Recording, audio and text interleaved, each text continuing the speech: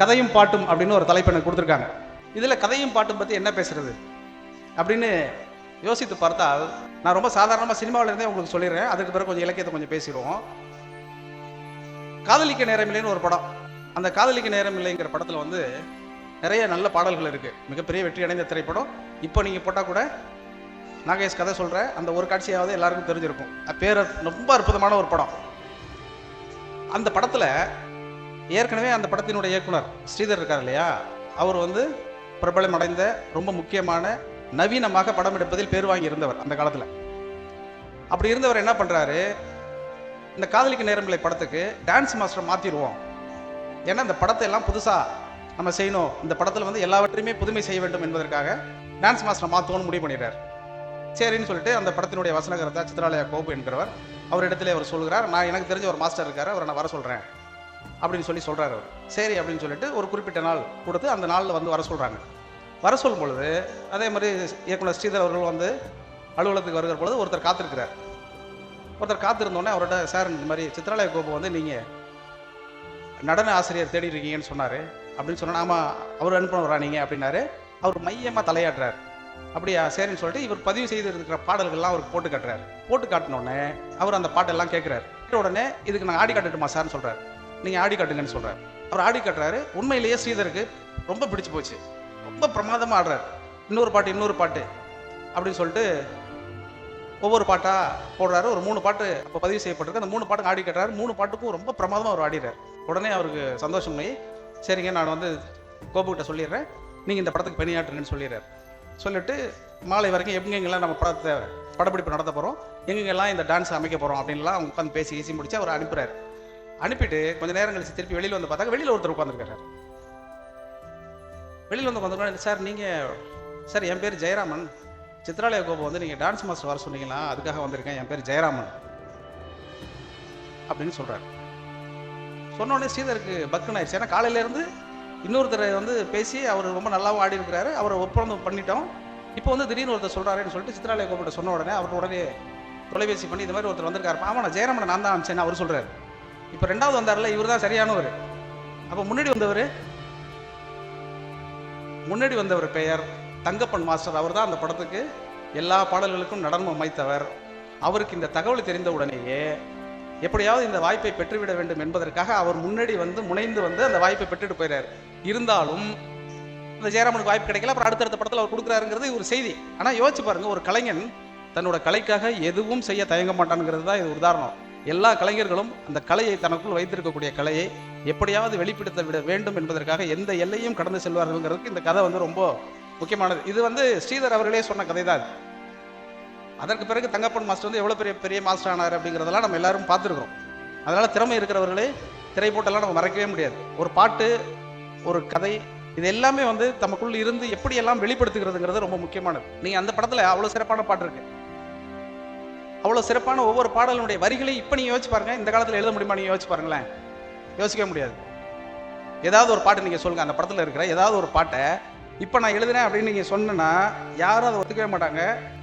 அந்த மாதிரியான கருத்தாக்கமுடைய ஒரு பாட்டு. ஒன்று யோசிக்கங்க, ஒரு பொண்ணு 2 பொண்ணுங்க கார் ஓட்டிகிட்டு ஒரு முதலாளி பொண்ணுங்க, கார் ரிப்பேர் ஆயிரும். அப்போ என்ன பாடுவார் அவர்? இந்த புண்ணான கைகள் புண்ணாகலாமா, உதவிக்கு வரலாமா, சந்தேகம் தானான்னு ஒரு பாட்டு இருக்கு.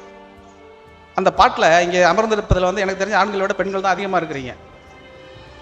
அந்த பையன் அவங்கள்ட்ட வேலை பார்த்த பையன் வேலையை விட்டு நிப்பாட்டிடுறாங்க. அவங்க முதலாளி விட்டு பொண்ணுங்க, அவங்க கார் ஓட்டிகிட்டு வராங்க. அவங்கள்ட்ட கார் ஏற்கனவே இருக்குது. ஏற்கனவே அந்த பொண்ணுங்க படித்த பொண்ணுங்க. அந்த பொண்ணுங்களுடைய கார் ரிப்பேர் ஆனவுடனே அந்த காரை சரி பண்ணி கொடுக்கலாம். அந்த பையன் காதலே இருந்தனா கூட காதல் கூட சொல்லிக்கலாம், அதெல்லாம் பிரச்சனை இல்லை. அந்த பையன் என்ன பாடுவான்னா, சேலாட்டம் கண்ணும் நூலாட்டும் இடையும் திண்டாட்டம் படலாமா, தாளாட்டும் பெண்ணின் பூவாட்டம் கைகள் காரோட்ட வரலாமா. இப்போ போய் நான் எழுதுறேன் என்ன ஆகும் யோசிச்சு பாருங்க. நீங்கள் எல்லாம் வந்து கார் ஓட்டலாமா அப்படின்னு நான் கேட்குற மாதிரி இருக்குல்ல. அதுக்கப்புறம் பாருங்க, கட்டான மேனி கலங்கிட குலங்கிட வேலை செய்யலாமா, இது நாகரீகமா, போகிற வேகமாக நானும் வரலாமா. ஏங்க ஒரு பொண்ணு கார் ஓட்டினா அது நாகரிகமானு கேட்குற அளவுக்கு இருந்திருக்கு சமூகம். நீங்கள் யோசிச்சு பாருங்க. ஆனால் இன்றைக்கு எதை நோக்கி நம்ம நகர்ந்துருக்கிறோம் பாருங்க. அதை விட அடுத்த சரணம் இருக்கும், ஆடான படிப்பு நீ படித்தாலும் அதுக்கு அது துணை வேணும், கோடான கோடி பணம் இருந்தாலும் கும்பிட்டு விழ வேணும். நீங்கள் யோசிச்சு பாருங்க, ஒரு பொண்ணுக்கிட்ட எவ்வளோ செல்வம் இருந்தாலும் ஆணின் காலில் விழ வேண்டும்னு எழுதின ஒரு பாட்டு இருக்குது. ஆனால் அந்த படம் வந்து அந்த காலத்தில் மாடர்னான ஒரு படம். அன்றைக்கி வந்து எஸ்.எஸ். வாசன் அவர்கள் நடத்திய அந்த ஜெமினியில் மிக பிரமாதமாக பிரிண்ட் போட்ட ஒரு படம். அந்த பிரிண்ட்டுக்காகவே இந்தி பட தயாரிப்பாளர்கள்லாம் வந்து தமிழ்நாட்டில் பிரிண்ட் போட்டு போன ஒரு படம். அந்த இயக்குனர் மாடர்னான புதுமையான இயக்குனர், மிக சிறப்பாக கதை சொல்கிறவர். எப்படி சிறப்பாகலாம் கதை சொல்வார் அப்படின்னாக்கா, நீங்கள் எதிர்பார்க்காத திருப்பங்களை எல்லாம் கொண்டு சொல்வார். இன்றைக்கு சொல்லக்கூடிய கதைகள் மாதிரியெல்லாம் இல்லாமல் அவர் அந்த காலத்தில் வந்து அவ்வளவு நுட்பமாகவும் அவ்வளோ தொழில்நுட்ப ரீதியிலும் ஆச்சரியப்படத்தக்க வகையில் படம் எடுத்தவருடைய படத்தில் கூட இப்படி தான் ஒரு பாட்டு இருக்குது. இப்போ ஒரு கதை, அதுக்கான பாட்டு. இன்றைக்கி அதெல்லாம் ஒத்து நீங்கள் யோசிச்சு பாருங்கள். அப்படி யோசிக்கவே முடியாது. அப்படி எழுதிட முடியுமா? இப்போ எழுதினா என்ன ஆகும் நீங்கள் யோசிச்சு பாருங்கள். எதையுமே ஒரு காலகட்டத்தோடு விட்டுற முடியும். அதற்கு பிறகு அதே மாதிரியான சிந்தனையோட்டத்தோடு நாம் இயங்குகிற பொழுது இந்த சமூகம் நம்மளை வன்மையாக கண்டிக்கும். இப்போ அது மாதிரி எழுத முடியாது. ஆனால் அந்த பாட்டை எழுதுனதுக்காக கண்ணதாசனை குறை சொல்லலாமான்னா நிச்சயமாக நான் சொல்ல மாட்டேன். ஏன்னா அந்த காலத்தின் சூழல், அந்த காலத்தினுடைய புரிதல் என்பதை நாம் புரிந்து கொள்வதற்கு அந்த பாடல்கள் உதவுகின்றனங்கிறத நம்ம ரொம்ப மனசுக்குள்ளே வச்சுக்கணும். இது ரொம்ப முக்கியமானது.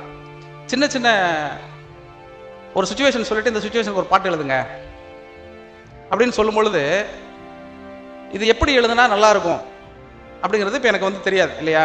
என்னுடைய பாடல்கள் நீங்கள் நிறைய கேட்டிருப்பீங்க. இந்த பாடலுக்கான பல்லவி வந்து எப்படி எழுதுறது, அந்த பாடலுக்கான பல்லவியை நான் எங்கிருந்து எடுத்துக்கொண்டு எழுதுவதுங்கிறது ஒன்று இருக்கு இல்லையா? நான் எங்கிருந்தும் எடுத்துக்கொள்வதில்லை, புத்தகங்களிலிருந்து தான் எடுத்துக்கொள்கிறேன். அதனால தான் எல்லா புத்தக கண்காட்சியிலையும் நான் போய் பேசுகிற பொழுது நான் எந்த பாட்டை எந்த தாக்கத்தில் இருந்து எழுதினேன், எந்த புத்தகத்தினுடைய வாசிப்பில் இருந்து எழுதினேன், எந்த புத்தகம் எனக்கு கொடுத்த உத்வேகத்திலிருந்து ஒரு பாடலை எழுதினேங்கிறத நான் தொடர்ச்சியாக சொல்லிகிட்டே இருக்கிறதுக்கு வந்து ஒரு காரணம் தான். ஒன்றுமே இல்லை, ஒரே ஒரு ஒரு சின்ன ஒரு வரி சொல்கிறேன். இலக்கியத்தினுடைய ஒரு வரி எவ்வளோ பெரிய கதையை உள்ளடக்கிறதுங்கிறத யோசிச்சு பாருங்கள். நாச்சியார் திருமொழியில் ஒரு பாட்டு இருக்குது, 36வது பாட்டு. நீங்கள் அவசியம் போய் படித்து பாருங்கள். இங்கே நாச்சியார் திருமொழியெல்லாம் கிடைக்கும், நீங்கள் வாசி போய் பாருங்கள். நாச்சியார் திருமொழியில் 36வது ஒரு பாட்டு. அந்த பாட்டில் ஒரே ஒரு வரி இருக்குது. அந்த ஒரு வரிக்கு ஒரு 5 நிமிஷம் கதை சொல்லணும். நான் சொல்லுவேன் அந்த கதையை, நீங்கள் யோசிச்சு பாருங்கள். அற்றவன் மருதம் முறிய நடை, கற்றவன் வஞ்சனை கஞ்சனை வஞ்சனையால் அப்படின்னு இருக்குது. இது ஒன்றுமே புரியல நமக்கு. அற்றவன் மருதம் முறிய நடை, அது என்ன? அற்றவன் மருதம் முறிய நடை அப்படின்னு யோசிச்சு பார்த்தா எனக்கெல்லாம் அப்போ தெரியாது. அது ஒரு 4 வரி. அற்றவன் மருதம் முறிய நடை, கற்றவன் கஞ்சனை வஞ்சனையால், செற்றவன் திகழும் மதுரைப்பதி, கொற்றவன் வரில் கூடிடு கூடலே அப்படின்னு ஒரு பாட்டு. இதை படித்து பார்த்துட்டு கண்ணனை பற்றி ஒரு பாட்டு, ரைட், அது புரியுது. ஆனால் இந்த அற்றவன் மருதம் முறிய நடை அப்படின்னா என்னன்னே புரியல எனக்கு. அதுக்கப்புறம் போய் விளக்க உரை நூல்கள் எல்லாம் எடுத்து பார்க்கும் பொழுது அந்த ஒரே ஒரு வரிக்கு ஒரு பெரிய கதை இருக்கு. இது என்ன கதைனா புராண கதை தான். நம்புகிறவர்கள் நம்பலாம், சுவாரஸ்யத்துக்காக தெரிந்து கொள்கிறவர்கள் தெரிந்து கொள்ளலாம், விமர்சிக்கிறவர்கள் விமர்சிக்கலாம், அது உங்களுடைய விருப்பம். ஆனால் அந்த ஒரு வரிக்கு எவ்வளோ அதுக்குள்ளே அடர்த்தி இருக்குன்னா, அற்றவன் மருதம் முறிய நடை அப்படின்னா ஒரு காலத்தில் புராணத்தில் சொல்கிறது, ஒரு காலத்தில் குபேரனோட மகன்களாக இருந்த நலகூபனும் மணிக்கிரவன் 2 பேரும் என்ன பண்ணுறாங்க, வனத்தில் குடிச்சிட்டு பயங்கரமாக சேட்டையை பண்ணிட்டு இருக்காங்க. அந்த காலத்தில் அந்த லோகத்துலேயுமே டாஸ்மார்க்லாம் இருந்துச்சோ என்னமோ, ஃபுல்லாக குடிச்சிட்டு ஆடிட்டு இருந்திருக்கானுங்க. அந்த நேரத்தில் நாரதர் குறுக்க வந்திருக்கிறார். நாரதர் குறுக்க வந்த உடனே அப்போ வந்து இவர் ஒரு பெரியவர் வராரேன்னு சொல்லிட்டு மட்டு மரியாதைலாம் இல்லாமல் அவரு முன்னாடியே ஆடி இருக்கானுங்க. அங்கே ஒரு குளம் இருக்குது, அந்த குளத்தில் குளிச்சுட்டு ஆடி இருக்கிறாங்க. நாரதருக்கு பயங்கர கோவம் வந்துருச்சு. நாம் எப்படியே பெற்ற ஆள், நாம் வந்து அந்த காலத்தில் ஆளுநர் மாதிரி வாழ்ந்தவர், நம்மளே பார்த்து இந்த பசங்க மதிக்க மாட்டேங்கிறான்னு சொல்லும்போது டென்ஷன் ஆகி வெளியிடப்பு செய்யலான்னு போகும்பொழுது அவர் திரும்பி பார்க்குறாரு. திரும்பி பார்த்தா அந்த பையனுங்க மேலும் அவமானப்படுத்தி தன்னுடைய ஆடையெல்லாம் அவிழ்த்து அவரை ரொம்ப கொச்சைப்படுத்தி அவமானப்படுத்துறாங்க. அவருக்கு ரொம்ப கோவம் வந்துடுது. கோவம் வந்தோன்னே என்ன பண்ணுறாருன்னா, பொதுவாக முனிவர்களுக்கு கோவம் தான் என்ன பண்ணுவாங்க, சபிச்சிருவாங்க, அவ்வளோதானே, வேற ஒன்றும் செய்ய முடியாது அவங்களால. உடனே சபிச்சிட்டார். என்ன சபிச்சிட்டாருன்னா, நீங்கள் 2 பேரும் மரமாக போங்கன்ட்டார். என்ன மரமாக போங்க, மருத மரமாக போங்கன்ட்டார். அவனுங்க அதுக்கப்புறம் குபேரன்ட்டெல்லாம் போய் பஞ்சாயத்துக்கு போய் அவரெல்லாம் கூட்டிகிட்டு வந்து மாணவத்தில் இருக்க ஏனைய தேவர்கள் எல்லாம் கூப்பிட்டு வந்து பஞ்சாயத்தெல்லாம் பேசினா நாரதர் சொல்லிட்டாரு, இது என்னால் முடியாதுப்பா, சாபம் கொடுக்குற வர மட்டும்தான் என்கிட்ட இருக்குது, அதை போக்குற வர கண்ணன்ட்ட தான் இருக்குது. கண்ணன் எப்போ வராரோ அப்போ தான் இந்த சாபம் விடுதலை ஆகும், இந்த சாபம் வந்து மோட்சம் பெறும் அப்படின்னு சொல்லிட்டு போயிடுறாரு. இது என்னடா பண்ணுறதுன்னு அவருக்கு ஒன்றுமே புரியல. இப்படியே வெயிட் பண்ணிகிட்டே இருக்கிறாங்க. ஒரு கட்டத்தில் கண்ணன் யசோதைக்கு அவதரிக்கிறார், மகனாக அவதரிக்கிறார். அவர் சின்ன குழந்தையாக பிறக்கிறார். இப்படி தானே புராணத்தில் கதை சொல்லுவாங்க. உடனே ஒரு குழந்தைய பிறந்துட்டாரு.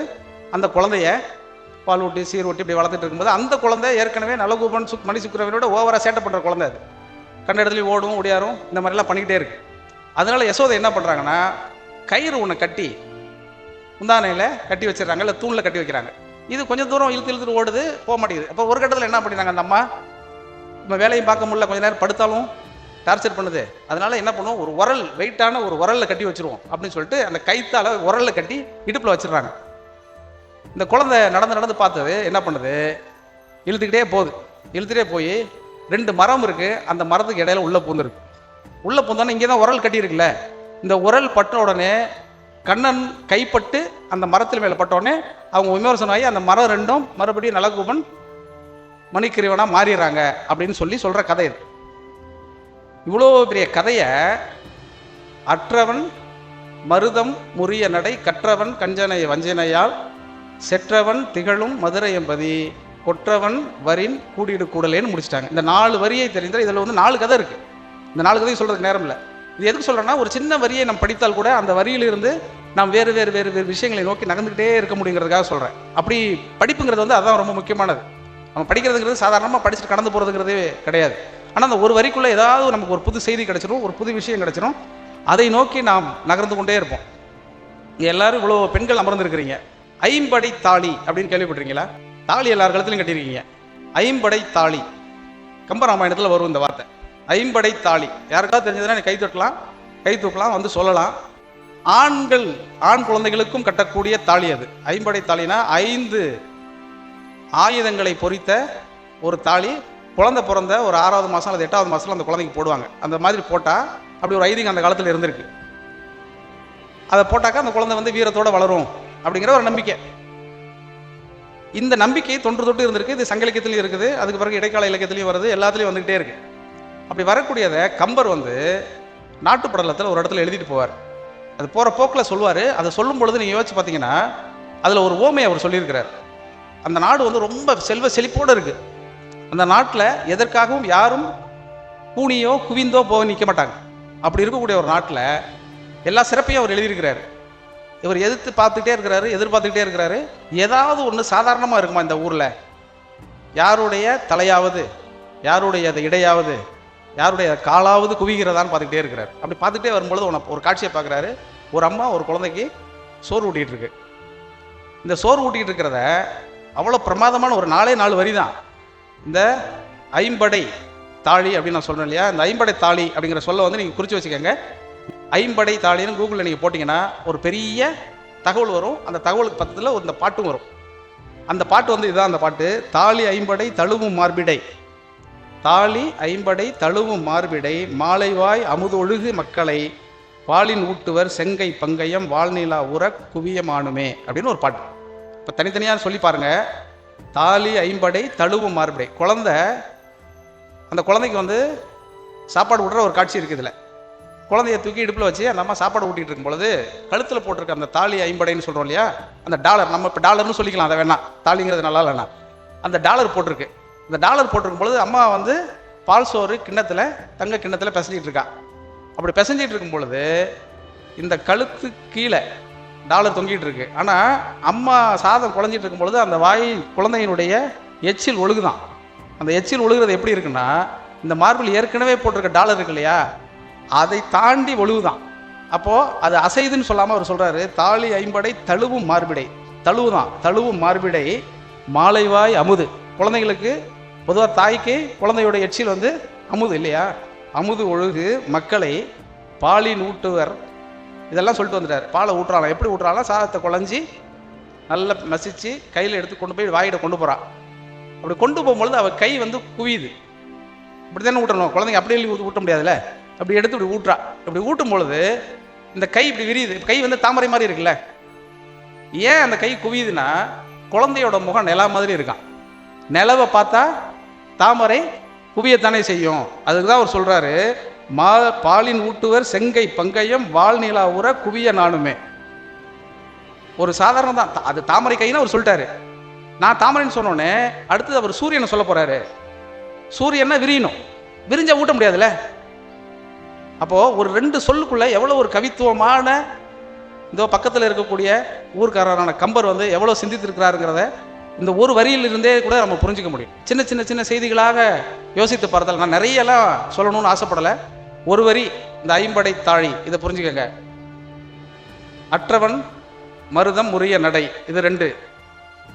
அதுக்கப்புறம் வந்து அந்த பாட்டு, நீங்கள் அந்த சினிமா பாட்டு, உங்கள் பொன்னான கைகள் புண்ணாகலாமான்னு யோசிச்சுக்கங்க. இப்படியெல்லாம் எதுக்கு நான் சொல்லிகிட்டே வரேன் அப்படின்னு சொன்னாக்க, நான் பாட்டு எழுதும்பொழுது இந்த மாதிரி நிறைய சிக்கல் வரும்.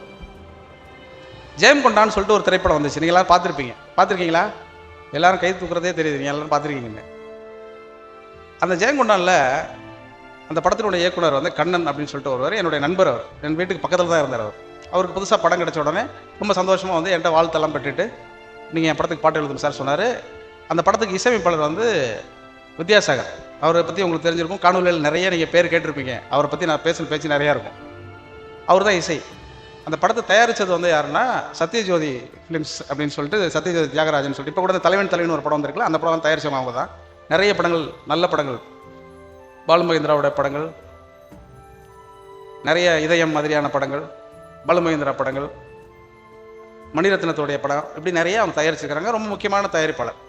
அவங்களுக்கு இந்த மாதிரி அவர் படம் கிடைச்ச உடனே என்கிட்ட வந்து கண்ணன் சொன்னார், நான் இந்த மாதிரி அந்த கம்பெனிக்கு படம் பண்ண போகிறேன் அப்படின்னு சொன்னோன்னே எனக்கு ரொம்ப சந்தோஷம் அப்படின்னு சொல்லிட்டு கம்போசிங் போயிட்டோம்.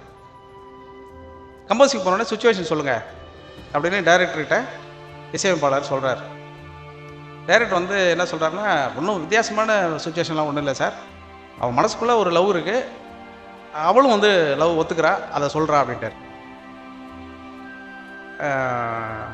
லவ் பண்ணுறேன்னு சொல்கிறாரா அப்படின்னு சொல்கிறார். ஆமாம், லவ் பண்ணுறேன்னு சொல்கிறாரு அப்படின்னா இவ்வளோ தான் சொல்லுவாங்க. இது எப்படி எழுதுவது? நீங்கள் யோசிச்சு பாருங்கள்.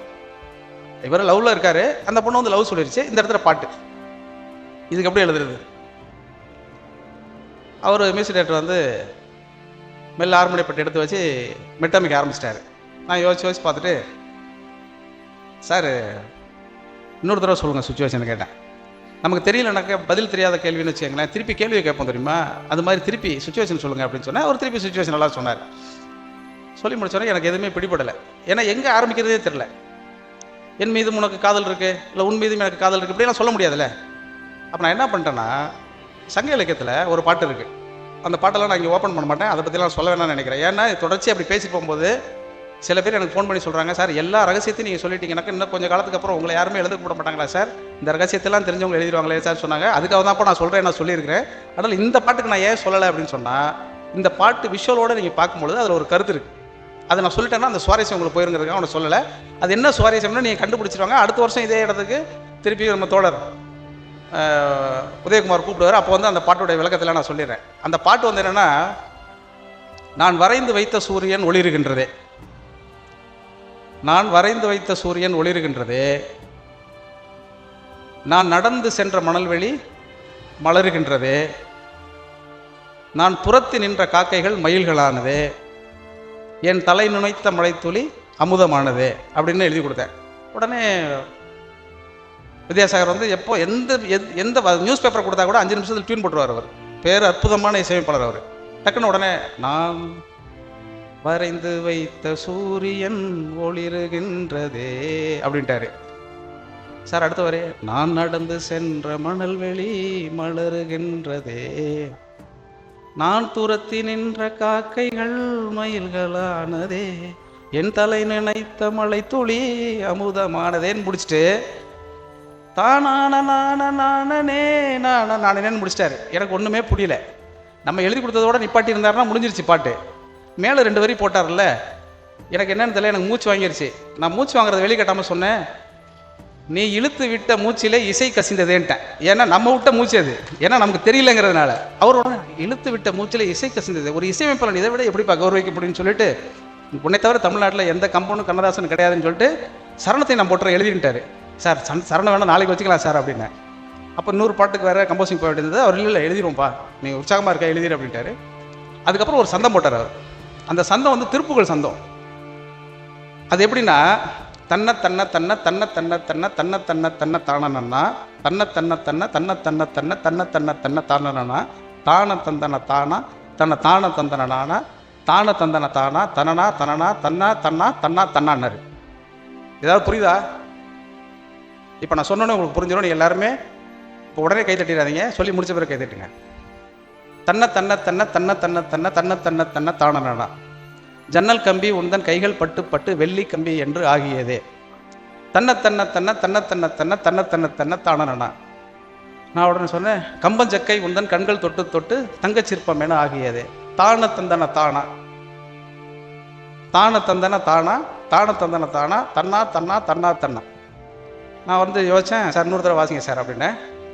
சொன்ன வரிகளோட உள்வாங்கிட்டு அவர் வாசிப்பார். அது ரொம்ப வந்து அது என் வாழ்க்கையில் வந்து நம்ம பாட்டு எழுதி வெற்றி அடைந்து உங்கள் கைத்தட்டலெல்லாம் பெறுகிற போது எனக்கு கிடைக்கக்கூடிய சந்தோஷத்தை விட அந்த எழுதக்கூடிய அந்த இடம் இருக்கு இல்லையா, அது வந்து கூடுதல் உற்சாகத்தை கொடுக்கும். ஏன்னா நீங்கள் எல்லாரும் கேட்க போகிற ஒரு பாட்டை நான் முதல் முறையாக எழுதுறேன் இல்லையா, அது ஒரு சந்தோஷம் கொடுக்கும்.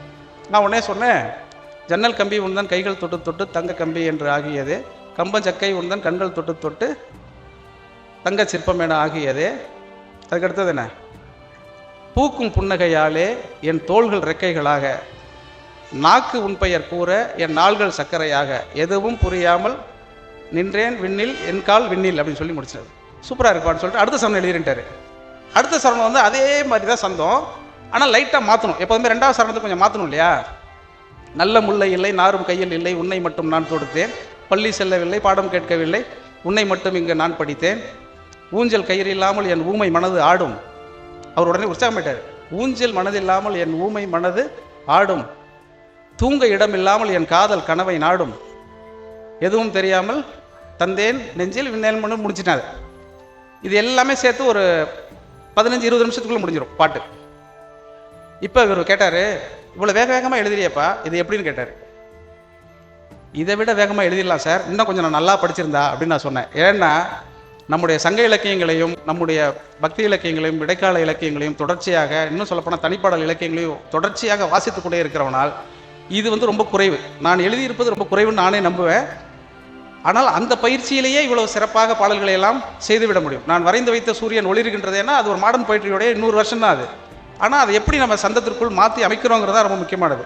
ஒரு கதைக்கு பொருத்தமாக அது எங்கே மாறுதுன்னா, அவர் ஒரே ஒரு வார்த்தை தானே சொன்னார், அந்த பொண்ணுக்கு காதல் வந்துருச்சு, ஏற்கனவே அவன் காதலோடு இருக்கான், அவன் சொன்ன உடனே நான் ஓவியமாக வரைந்து வைத்ததில் அந்த சூரியன் வெளிச்சம் தரக்கூடிய ஒரு விஷயமாக மாறி போகுதுங்கிறதான். சின்னதாக ஒரே ஒரு விஷயம்தான், அந்த ஒரு விஷயத்தை வைத்துக்கொண்டு இவ்வளவு கட்ட முடியும். ஒரு சின்ன சின்ன கதைகளாக யோசித்து பார்த்தா ரொம்ப ஆச்சரியமாக இருக்கும். நீங்கள் சினிமா பாட்டை கேட்கும்போது கூட நான் இப்பொழுதுமே சொல்லி கொண்டிருப்பது ஒரே ஒரு விஷயம் தான், நீங்கள் சினிமா பாடலை கேட்கிற போது அதில் இருக்கக்கூடிய ஏதேனும் ஒரு வரியை பற்றி கொண்டு நீங்கள் இலக்கியத்துக்கு வந்துடலாம். ஏன்னா தமிழ் இலக்கியத்தில் அது நிறைய பேர் வந்து தமிழ் இலக்கியத்தினுடைய திரைப்பாடல்களை, இலக்கியத்திலிருந்து வருகிறவர்கள் திரைப்பாடல்களை எப்படி பார்க்குறாங்கிறது எனக்கு தெரியல. ஆனால் யோசிச்சு பார்த்தா ஒரு சின்ன வரியை கூட எங்கிருந்தேன்னு ஒரு சரடு புரித்து தான் வந்துகிட்டே இருக்க முடியும். என்ன சொல்லப்போனால் ஒரு சாதாரண ஒரு பாட்டு வந்து எவ்வளோ ஒரு பழம்பாட்டு வந்து ஒரு நவீன கவிதையில் எப்படி வருதுன்னு பாருங்களேன். இப்போ யோசிச்சு பாருங்க, இப்போ நம்ம கவிஞர் சுகுமாரன் வந்து ஒரு கவிதை எழுதியிருக்கிறார். அந்த கவிதை வந்து ஒரு 10-15 வருஷம் ஆச்சுன்னு நினைக்கிறேன், 20 வருஷம் இருக்கும். அந்த கவிதை படித்தோடனே எனக்கு வேறு எந்த உலகத்தில் இருக்கக்கூடிய மாடர்ன் போயிட்ரியோடையும் அதை ஒப்பிட தோணலை. உடனே அது திருமூலரோட திருமந்திரத்தோட நான் ஒப்பிட்டு பார்த்தேன். அது ரொம்ப ஆச்சரியமாக இருக்கும். அந்த கவிதையை நான் சொல்லிவிட்டு அதுக்கப்புறம் திருமந்திரம் எங்கே இருக்குன்னு நான் சொல்கிறேன், திருமந்திரத்தில் எங்கே அந்த பாட்டு இருக்குங்கிறத உங்களுக்கு சொல்கிறேன். அந்த கவிதையை முதல் கேளுங்க. ஒருவர் வாய்ப்பிழப்பார், ஒருவன் வாய்ப்பிழப்பான்னு வச்சுக்கோங்க. ஒருவன் வாய்ப்பிழப்பான், ஊர் கூடும் ஊர் கூடும் ஒப்பாரி வைக்கும், சுரண்டி சுரண்டி சிந்தி சுவரில் இழியும் சலியில் துக்கம் எல்லாம் கலந்து போகும். இதுதான் அந்த கவிதை. இந்த கவிதைக்கும் என்ன சார் நீங்கள் சொல்கிற திருமந்திரத்துக்கு சம்மந்தம் இருக்குது அப்படின்னு சொன்னால், இதே அவர் என்ன சொல்கிறாரு, திருமூலர் வந்து ஊரினை ஊரெல்லாம் கூடி ஒழிக்க அழுதிட்டு, ஊரெல்லாம் கூடி ஒழிக்க அழுதிட்டு, பேரினை நீக்கி பிணமென்று பேரிட்டு, சூறையங்காட்டிடை கொண்டு போய் சுட்டிட்டு, நீரில் முழுகி நினைப்பொழிந்தார்களே. இன்னொரு தடவை சொல்கிறேன், நல்லா கேளுங்க. ஊரெல்லாம் கூடி ஒழிக்க அழுதிட்டு, பேரினை நீக்கி பிணமென்று பேரிட்டு, சூறையங்காட்டிடை கொண்டு போய் சுட்டிட்டு, நீரினில் மூழ்கி நிலைப்பொழிந்தார்களே. ஒருவன் வாய்ப்பிழந்தால் ஊர் கூடும் ஓயாது அழும் ஒப்பாரி வைக்கும், சுரண்டி சுரண்டி சிந்தி சுவரில் இழியும் சலியில் போகும் கலந்து துக்கம் அப்படின்னு எழுதியிருப்பார். இந்த தொடர்ச்சி வந்து எவ்வளவு காலத்திற்கு பிறகு ஒரு நவீன கவிதைக்குள் வருது பாருங்க. அவரோட கவிதைகள் நிறைய சொல்லிகிட்டே இருக்கலாம். எனக்கு ரொம்ப பிடித்த கவிஞர்களில் முக்கியமான, எனக்கு முடியல, தமிழில் முக்கியமான கவிஞர்களில் அவர் ஒருத்தர். ஒரே ஒரு கவிதையை சொல்கிறேன், வாழ்க்கையை பற்றி ஒரு கவிதை எழுதிப்பார். 2 வரி தான். அந்த 2 வரி 2ஆம் பதிப்பில்லை. கேளுங்க, 2ஆம் பதிப்பில்லை, எனினும் ஒரே வாழ்க்கையில் எத்தனை பிழைகள். 2ஆம் பதிப்பில்லை, எனினும் ஒரே வாழ்க்கையில் எத்தனை பிழைகள். இதை விட இன்னும் அபாரமான ஒரு கவிதை இருக்குது. அடிக்கடி நடந்து போகிற பொழுது எங்கேனும் தெருவை கிராஸ் செய்யக்கூடிய மாற்றுத்திறனாளிகள் பார்த்துட்டு அந்த கவிதை எனக்கு ஞாபகம் வரும். அது என்னென்னா, ஊன்றுகோலில் இருக்கிறது பார்வையற்றவனின் கண் அப்படின்னு எழுதிப்பார். ஊன்றுகோலில் இருக்கிறது பார்வையற்றவனின் கண். ஒன்றுமே கிடையாது. அறியாமையில் எங்கே இருக்கிறதுனா, அறியாமை வெளியக்கூடிய இடம் புத்தகத்தில் இருக்குங்கிற மாதிரி. அது எவ்வளவு நுட்பமாக ஒரு கவிஞனால் யோசிக்க முடியும் யோசிச்சு பாருங்க. அவனுக்கு கண் இல்லைன்னு சொல்ல முடியாது இல்லையா? அவனுக்கு கண் இல்லைன்னு சொல்லக்கூடாது. ஊன்றுகோலில் இருக்கிறது பார்வையற்றவனின் கண். அதில் குருடனின் கண் அவர் எழுதியிருப்பாரு. அப்போ மாற்றுத்திறனாளி வார்த்தையெல்லாம் நம்ம கண்டுபிடிக்காத போது அவர் எழுதினது. அதனால அவர் அப்போ குருடன் எழுதியிருக்காரு. இப்போ எழுதினா மாற்றுத்திறனாளி அல்லது பார்வையற்றவனின் கண்ணுன்னு அவர் எழுதியிருப்பார். குருடனுங்கிற சொல்ல நம்ம பயன்படுத்த மாட்டோங்கிறதுனால. அப்படி தொடர்ச்சியாக தொன்று தொட்டு ஒன்றொன்றாக நாம் யோசித்து வருகிற பொழுது ரொம்ப அபாரமான செல்வங்களை எல்லாம் நாம் வேற எங்கிருந்து பெற முடியாது, புத்தகங்களில் இருந்து மட்டும்தான் பெற முடியும். ஆர் சூடாமணி அப்படிங்கிறவங்க அன்புக்கு மேலே அப்படின்னு ஒரு கதை. அந்த கதை வந்து ரொம்ப எல்லார் வீடுகளிலும் நடக்கக்கூடிய ஒரு கதை தான். ஆனால் அந்த கதையை அவங்க எங்கே கொண்டு போய், ஒரு ஆணும் பெண்ணும் இணைந்து வாழ்வதற்கு எது முக்கியங்கிறதா அந்த கதை. ரொம்ப சுவாரஸ்யமாக இருக்கும் அந்த கதை. மாணிக்கம்னு ஒருத்தருங்க, அவர் ஆஃபீஸ்லேருந்து ரிட்டையர்ட் ஆகிடுவார். அவர் கூட ஒர்க் பண்ணிட்டு இருக்கிற ஸ்டெனோகிராஃபரே கல்யாணம் பண்ணியிருப்பார். அவங்க சர்வீஸ்லேருந்து ரிட்டையர்ட் ஆகிறதுக்கு இன்னொரு 4 வருஷம் ஆகும். இவர் முன்னாடியே ரிட்டையர் ஆகிட்டு வீட்டில் இருக்கிறார். இப்போ அவர் ரிட்டையர் ஆன பிறகு அவருக்கு என்ன செய்யறதுனே தெரியல. கொஞ்சம் புத்தகம் வாசிக்கிறவர், அப்பப்போ புத்தகம் வாசிப்பார். புத்தகம் வாசிக்கும் போது நினைப்பார், பேசாமல் நம்ம எழுத்தாளன் ஆயிருந்தால் ரிட்டையர்ட் ஆகாமல் இருந்திருக்கலாமே அப்படின்னு நினைப்பார். எழுத்தாளர் எழுத ஆரம்பிக்கும் போதே ரிட்டையர்ட் ஆயிடுவாங்கிறது அவருக்கு தெரியல. அந்த மாணிக்கத்துக்கு அந்த கதையில் கொஞ்சம் படித்து பார்ப்பார், ஒன்றும் சரியாக வராது, அவர் விட்டுருவார். இப்படி ஒரு நாளாக போயிட்டுருக்கும், 2 மாதமாக போயிட்டுருக்கும். அந்த கணவன் மனைவிக்கிட்டே ரொம்ப அந்யோன்யம் இருக்கும். இந்த அம்மா வேலைக்கு கிளம்புகிற பொழுதே அவருக்கு எல்லாமே செஞ்சு வச்சுட்டு, ஃப்ளாஸ்கில் டீ எல்லாம் போட்டு வச்சுட்டு, யார் வந்தால் என்னென்ன செய்யணும்லாம் சொல்லி கொடுத்துட்டு அதுக்கப்புறம் கிளம்புவாங்க. அப்படி தானே பெண்கள் வேலைக்கு கிளம்ப முடியும். இந்த அக்காலாம் தலையை ஆடுறத பார்த்தா தெரியுது வீட்டுக்குள்ளே என்னென்ன பாடுபடுதுன்னு. அதே மாதிரி வேலைக்கு கிளம்பி போயிட்டு வர்றது. சாயங்காலமாக அந்த அம்மா வருவாங்க. வந்த பிறகு ஏனைய கடமைகளை செய்வாங்க. இவர் வீட்டில் இருக்கிறார். அவருக்கு 1 மாதம் 2 மாதம் இப்படி போயிட்டே இருக்கும், ஒன்றும் பிரச்சனை இல்லாமல் இருக்கும். அதுக்கப்புறம் என்ன ஆயிடுவார், நாம் சும்மா இருக்கிறோங்கிற மாதிரி அவருக்கு ஒரு உணர்வு வந்துடும். அதுக்கப்புறம் ரொம்ப கூர்ந்து கவனிக்க ஆரம்பிப்பார். கவனிக்க ஆரம்பிக்கும் போது அவருக்கு ஒன்று ஒன்றா தெரிய வரும். திடீர்னு வந்து வீட்டில் வந்து ஒரு பிச்சைக்காரன், ஐயா ஏதாவது தர்மம் பண்ணுங்க அப்படின்னு கேட்டுருவான். இவர் உடனே வாசலுக்கு வந்து கேட்பாரு, ஏன் ஐயா அம்மா தர்மம் பண்ணுங்கன்னு தானே கேட்கணும், நீ எதுக்கு ஐயா தர்மம் பண்ணுங்கன்னு கேட்குறான்னு கேட்பாரு. இல்லையா, அம்மா வேலைக்கு போயிருப்பாங்கன்னு தெரியும், நீங்கள் ரிட்டையர்ட் ஆகி வீட்டில் சும்மா தானே இருக்கீங்க, வீட்டில் நீங்கள் தானே இருப்பீங்க, அதனால உங்களை கூப்பிட்டேன்ருவான். இவருக்கு ரொம்ப ஒரு மாதிரி ஆயிரும், என்னடா இது இப்படின்னு சொல்லிட்டு. அப்புறம் கொஞ்ச நேரம் கழிச்சு ஒரு போஸ்ட்மேன் வருவார். அந்த போஸ்ட்மேன் வந்த உடனே, சார் உங்களுக்கு லெட்டர் வந்திருக்கு சார், உங்கள் மனைவிக்கு லெட்டர் வந்திருக்கு சார், உங்கள் லெட்டர் உங்கள்கிட்ட கொடுத்துறேன் சார், உங்கள் மனைவி லெட்டர் உங்கள் மனைவிக்கு தான் கொடுக்கணும். அப்படி இந்த லெட்டர் உங்கள்கிட்ட நான் கொடுக்கணும்னா அவங்கள்ட்ட ஒரு ஆத்தரேஷன் லெட்டர் நீங்கள் வாங்கி வைங்க சார், அதுக்கு பிறகு உங்கள்கிட்ட கொடுப்பேன்றார். இல்லை சார், அவங்களுக்கு தான் நான் 3 வருஷமாக கணவனாக இருக்கிறேன், நீங்கள் என்கிட்ட கொடுத்துட்டு போகலாம் பாரு. அவர் ஒத்துக்க மாட்டார். இல்லை சார், அவங்க ஆஃபீஸில் இருக்காங்க, அபிஷியல் ஏதாவது லெட்டர் வந்து நான் மாற்றி கொடுத்துறேன்னா தப்பாயிடு சார் பாரு. இப்போ வேலையில் இருந்தால் இவ்வளோ மதிப்பான்னு ஒரு மாதிரி ஆயிரும். அப்புறம் கொஞ்சம் நேரம் கழிச்சு அவருடைய நண்பர் ஒருத்தர் வருவார், கதிரேசன் சொல்லிட்டு. அவர் வந்து பேசிட்டே இருப்பார், என்னப்பா எப்படி இருக்குது போயிட்டு இருக்கு அப்படின்னோடனே, அந்த கதிரேசனோட மனைவி வீட்டிலே இருக்கிறவங்க, அவங்க வேலைக்கு போகல. இல்லை இப்போ தான் சமைச்சு கொடுத்தாங்க, சுட சுட சாப்பிட்டு வரேன்னு சொல்லுவார். அதுலேருந்து ஆரம்பிச்சுன்னு இவருக்கு, நம்ம மனைவி வீட்டில் இருந்தால் சுட சுட நமக்கு சமைச்சு கொடுத்துருப்பாளேங்கிற மாதிரி எல்லாம் இயல்பாக இருக்கும் அந்த உரையாடல். சில உரையாடல்கள் நான் மாற்றி சொல்கிறேன், நான் படித்து ரொம்ப வருஷம் ஆச்சு அந்த கதை.